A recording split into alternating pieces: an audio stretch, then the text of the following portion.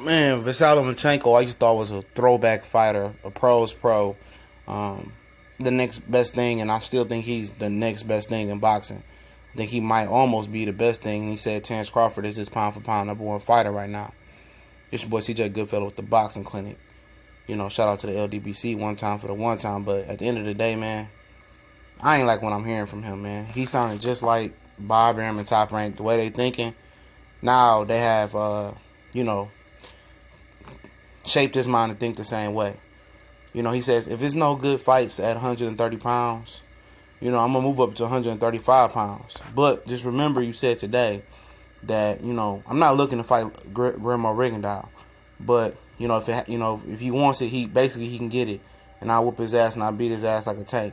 Well, why not try to make that fight? And if the fight doesn't articulate and he pulls out and he does his thing again of, putting stipulations and reneging on his words, just expose him in the media and just move up. Because at the end of the day, man, you is wasting time. Because this Miguel Moraga fight, it's bullshit. It's a pointless fight at all. I guess it's a fight to put some money in your pocket, but it shouldn't be on television. It shouldn't be on ESPN as the main event, unless it's on an amazing card. And if it's on an amazing card, then it's at least one or two amazing fights that should be on the main event besides yours. Because, this guy's now he's starting to open his mouth and his management is starting to talk and they're starting to sound like Team Triple G, Sergey Kovalev, and the rest of these guys who's being handled. And it's getting sickening. To me, it's sickening. It's nothing. I don't have nothing against Lomachenko. Check the pound for pound list. He in my top 5 with 9 fights and a loss. He's just that special. He's a very special individual. I mean, he's an athletic. He's a great boxer. He's one of the few boxers I can think of in history that's able to be offensively exciting and still be defensively responsible. He's found that perfect groove. And right now, he's on fire. And to be fighting Miguel Moraga, that's a huge step back. And to just say, Rigondeaux, I'm not interested in you. I tried to make the fight happen.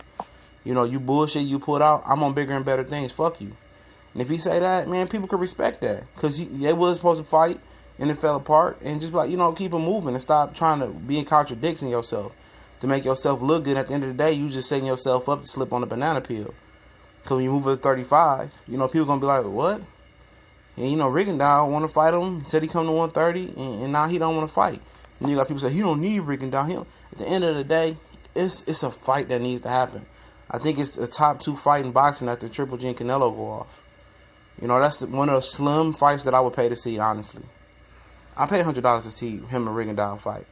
Because it's 3 or 4 gold medals in the ring? I think Lomachenko has 2. Rigondeaux has 2 gold medals or 1, whatever. You don't see that every day on the pro level, man. I don't care how small Rigondeaux is. I want to see it. That's a platinum standard fight. That's a high-intensity, purest, hardcore boxer's dream. And they don't have to have undercards. Just I give you the $100 and let me see it. Let me see it in HD, 4K. I'm happy. But when you contradict yourself and you open your mouth up, and you just don't say what you want to say and you dig yourself in a deeper hole, then that's when people don't start liking you. When you start pulling bitch shit in the ring, then that's when you start getting critics and people that say, hey, I don't smell you. And that's why a lot of people be like, well, you this, you that, you negative. I'm not negative. I call them how I've seen them. I'm not going to accept, mediocre boxing because I was used to coming up in the 90s and the early 2000s where boxing was the truth. I'm not going to get excited, for one little fight. Like, oh, I'm happy just to get this. No, I used to get it on a regular basis. Early 2000s, HBO was on fire.